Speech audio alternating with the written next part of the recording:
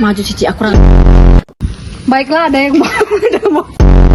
WD bisa. WD bisa. Ukuran 9 kali. Halo semuanya.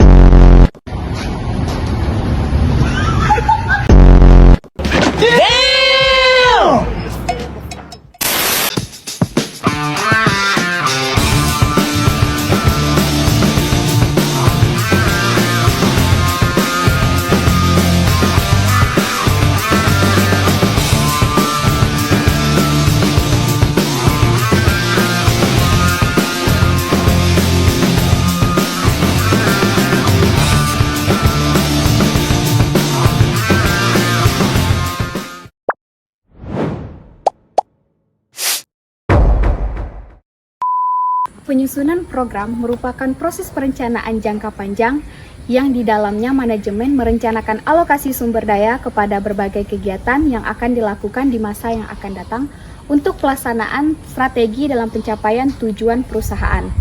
Kemungkinan pemilihan program yang secara ekonomis terbaik bagi perusahaan di antara berbagai alternatif program yang mungkin dilaksanakan oleh perusahaan, manajemen memerlukan informasi akuntansi diferensial setelah manajemen melakukan pemilihan program yang akan dilaksanakan dalam jangka waktu panjang di masa yang akan datang. Manajemen memerlukan informasi akuntansi penuh untuk mengukur dan mengalokasikan sumber ekonomi pada program-program yang telah dipilih.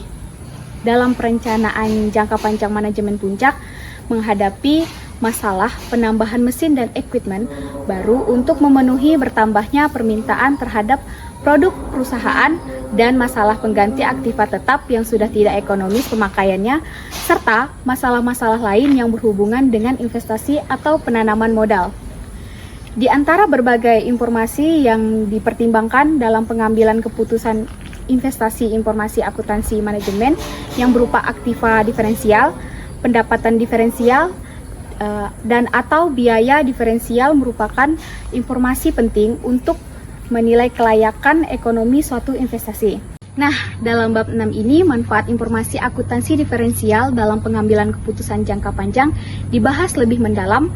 Uraian akan dimulai dengan berbagai jenis investasi dan informasi akuntansi manajemen yang relevan, kriteria pemilihan usulan investasi, dan informasi akuntansi diferensial yang bermanfaat sebagai dasar pemilihan.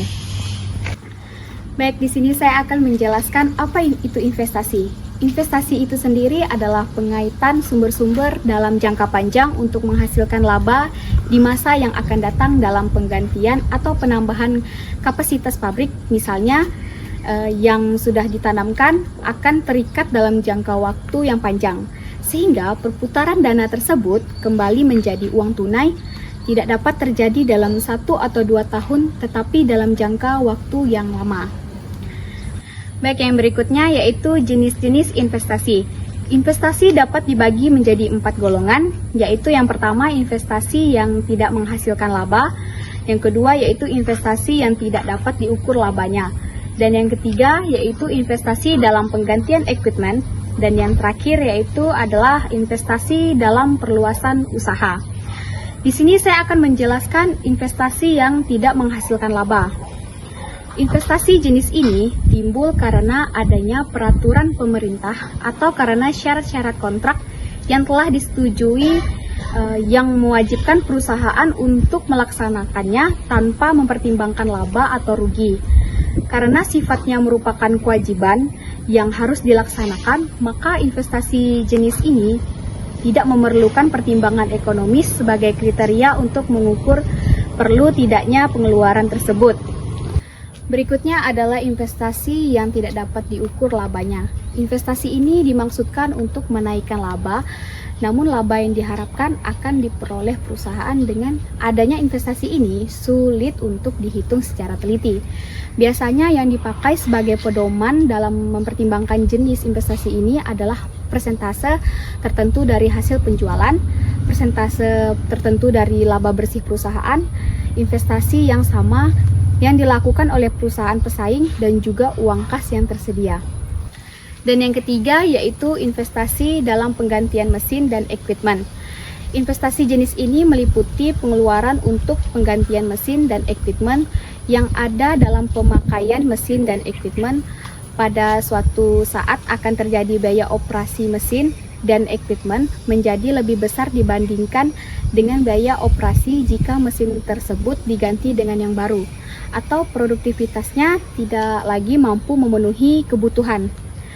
Penggantian mesin dan equipment biasanya dilakukan atas dasar pertimbangan adanya penghematan biaya atau biaya diferensial yang akan diperoleh atau adanya kenaikan produktivitas atau pendapatan diferensial.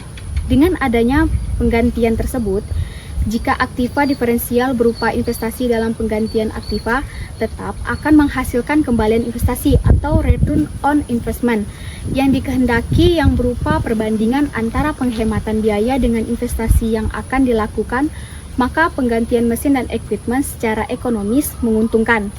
Dan yang terakhir adalah investasi dalam perluasan usaha. Investasi jenis ini merupakan pengeluaran untuk menambah kapasitas produksi atau operasi menjadi lebih besar dari sebelumnya. Tambahan kapasitas akan memerlukan aktiva diferensial berupa tambahan investasi dan akan menghasilkan pendapatan diferensial yang berupa tambahan pendapatan atau revenues, serta memerlukan biaya diferensial yang berupa tambahan biaya karena tambahan kapasitas.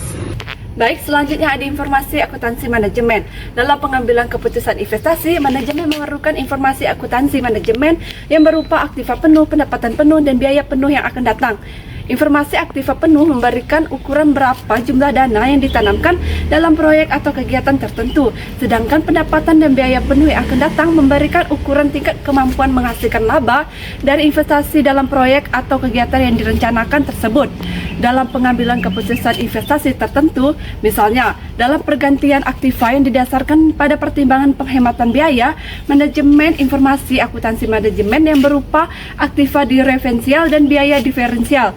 Selanjutnya ada biaya modal. Biaya modal sendiri seringkali dianggap sama dengan kembalian investasi. Kembalian investasi adalah berbeda dengan biaya modal sendiri karena kembalian investasi terdiri dari bunga dan laba. Bunga merupakan biaya uang kembalian investasi, menunjukkan hasil yang diperoleh karena risiko dan ketidakpastian yang ditanggung oleh investor. Biaya modal merupakan kriteria penerimaan minimum modal yang ditanamkan untuk menghasilkan laba. Perusahaan harus paling tidak dapat menutup biaya uang sebelum memperoleh laba dari investasi.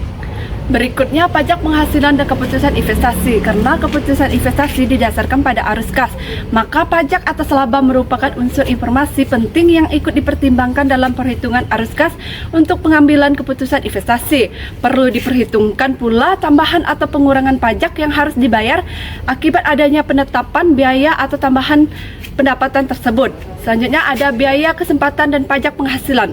Dalam pergantian aktiva tetap, perusahaan akan memperoleh dari penjualan aktiva tetap lama. Juga dikenakan pajak penghasilan. Oleh karena itu, dampak pajak penghasilan akibat laba atau rugi penjualan aktiva tetap yang harus diganti diperhitungkan dalam penentuan kas. Baiklah, selanjutnya yaitu kriteria penilaian investasi. Dalam pemilihan usulan investasi, manajemen memerlukan informasi akuntansi diferensial sebagai salah satu dasar penting untuk menentukan pilihan investasi.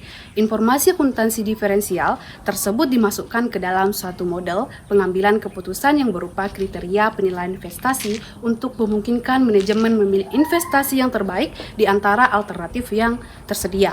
Dalam pemutusan penambahan aktiva tetap, informasi akuntansi manajemen yang dipertimbangkan adalah aktiva diferensial yang merupakan tambahan besarnya investasi yang dilakukan dalam aktiva tetap baru dan pendapatan diferensial yang berupa tambahan pendapatan dihasilkan dengan adanya tambahan aktiva tetap tersebut. Ada beberapa metode untuk menilai perlu tidaknya suatu investasi atau untuk memenuhi berbagai macam alternatif investasi. Yang pertama yaitu payback, yang kedua average return on investment, yang ketiga present value, dan yang keempat yaitu discounted cash flow. Yang pertama yaitu payback method. Salah satu metode yang pada umumnya digunakan untuk menentukan perlu tidaknya ada penambahan atau pergantian aktiva tetap perusahaan yaitu payback method. Dan ini sering disebut dengan payout method. Dalam payback method, Ada faktor yang menentukan penerimaan atau penolakan suatu usulan investasi adalah jangka waktu yang diperlukan untuk menutup kembali investasi tersebut. Oleh karena itu, dengan metode ini, setiap usulan investasi dinilai berdasarkan apakah dalam jangka waktu tertentu yang diinginkan oleh manajemen jumlah kas masuk bersih rata-rata per tahun atau biaya diferensial tunai yang berupa penghematan tunai atau cash saving. Payback method bukan merupakan pengukuran kemampuan menghasilkan laba atau profitability suatu investasi, tetapi mengukur jangka waktu pengambilan suatu investasi. Untuk rumus perhitungan payback period yang belum memperhitungkan unsur pajak penghasilan, yaitu payback period dalam tahunan sama dengan investasi dibagi laba tunai rata-rata per tahun. Dan untuk rumus perhitungan payback period yang memperhitungkan unsur pajak penghasilan, yaitu payback period dalam tahunan sama dengan investasi dibagi kas masuk bersih. Kebaikan payback period yang pertama yaitu unsur investasi yang besar risikonya dan sulit untuk diperkirakan, maka tes dengan metode ini dapat mengetahui jangka waktu yang diperlukan untuk investasi.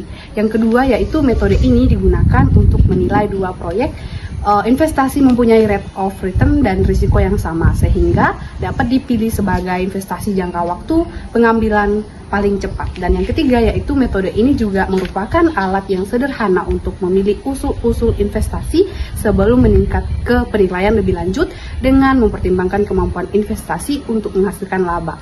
Yang kelemahannya yaitu yang pertama, metode ini tidak memperhitungkan nilai waktu uang. Karena adanya perubahan tenaga beli uang, maka nilai uang yang diterima sekarang dan lebih berharga bila dibandingkan dengan jika uang tersebut diterima setahun kemudian.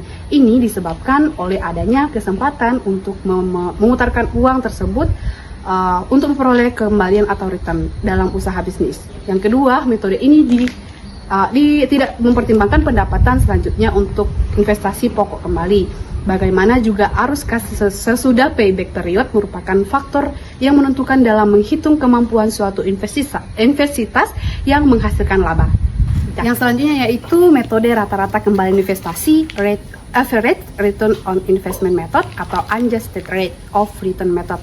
Metode ini disebut accounting method atau financial statement metode karena dalam perhitungan digunakan angka laba akuntansi atau accounting profit, rumus perhitungan rata-rata kembali investasi atau average rate on investment rata-rata kembali investasi yaitu laba sebelum pajak dibagi sama rata-rata investasi. Yang kebaikan dalam metode rata-rata kembali investasi yaitu metode ini telah memperhitungkan arus kas selama umur proyek investasi, dan kelemahannya yaitu yang pertama yaitu tidak memperhitungkan nilai waktu uang. Yang kedua dipengaruhi oleh penggunaan metode depresiasi, dan yang ketiga metode ini tidak dapat diterapkan jika investasi dilakukan dalam beberapa tahap. Yang selanjutnya yaitu present value method. Dalam keputusan penambahan aktiva tetap, informasi akuntansi manajemen yang dipertimbangkan adalah besarnya selisih antara pendapatan diferensial dengan biaya diferensial serta dampak pajak penghasilan sebagai akibat dari adanya pendapatan diferensial. Dengan biaya diferensial selama umur ekonomis aktiva tetap tersebut, kemudian dinilai tunaikan kembali tarif tersebut. Yang selanjutnya yaitu discounted cash flow method, yang pada dasarnya discounted cash flow method ini sama dengan present value karena keduanya memperhitungkan nilai waktu uang di masa yang akan datang. Perbedaannya adalah dalam present value method, tarif kembalian atau rate of return yang sudah ditentukan terlebih dahulu sebagai tarif kembalian, sedangkan dalam discounted cash flow method yaitu justru tarif kembalian ini dihitung sebagai dasar untuk menerima atau menolak suatu usulan investasi. Dalam present value, suatu investasi akan diterima tarif kembalian tertentu akan menghasilkan jumlah besar dari investasi mula-mula yang dilakukan. Discounted cash flow method ini mencari pada tarif kembalian berapa arus kas masuk bersih harus dinilai tunaikan agar supaya investasi yang ditanamkan dapat tertutup atau trial and error. Dengan cara yang pertama yaitu mencari nilai tunai arus kas bersih pada tarif kembalian yang dipilih secara sembarangan di atas atau di bawah tarif kembalian investasi yang diharapkan. Yang B yaitu menginterpolasikan kedua tarif kembalian tersebut untuk mendapatkan kembalian sesungguhnya. Asumsi yang melandasi discounted cash flow method. Ada dua asumsi yang melandasi perhitungan nilai. nilai tunai bersih atau net present value dalam present value method dan tarif kembalian investasi dengan menggunakan discounter cash flow method. Yang pertama, semua arus kas dianggap terjadi pada akhir periode. Meskipun dalam kenyataannya kas diterima dan dikeluarkan oleh perusahaan sepanjang periode, namun untuk menyederhanakan perhitungan, arus kas dianggap terjadi pada akhir periode. Yang kedua, semua arus kas yang dihasilkan oleh investasi yang dianggap segera ditanamkan kembali kepada proyek lain yang menghasilkan tarif kembalian yang besarnya paling tidak sama dengan tarif kembalian investasi proyek yang pertama. Yang kedua, biaya modal atau cost of capital. Secara garis besar, berbagai keputusan yang dilakukan oleh manajemen puncak dalam penyusunan anggaran investasi dapat dibagi menjadi dua tipe keputusan pokok. Yang pertama, keputusan pembelanjaan menyangkut dengan pemilihan sumber pembelanjaan. Yang kedua, keputusan investasi menyangkut dengan penggunaan modal yang tersedia. Ada dua pengertian biaya modal. Biaya modal khusus specific cost of capital, yaitu biaya yang berhubungan dengan sumber perjanjian tertentu pada saat tertentu, dan biaya modal rata-rata atau average cost of capital, yaitu rata-rata tertimbang berbagai biaya modal khusus pada saat tertentu. Yang ketiga, ada biaya modal pinjaman. Biaya modal pinjaman dihitung dengan cara menentukan tarif bunga efektif secara setekat pajak. Karena bunga modal pinjaman yang dikeluarkan perusahaan dapat dikurangkan dari penghasilan untuk menentukan laba kena pajak, maka pembayaran bunga modal pinjaman akan menimbulkan penghematan pajak. Yang berikutnya ada biaya modal saham istimewa.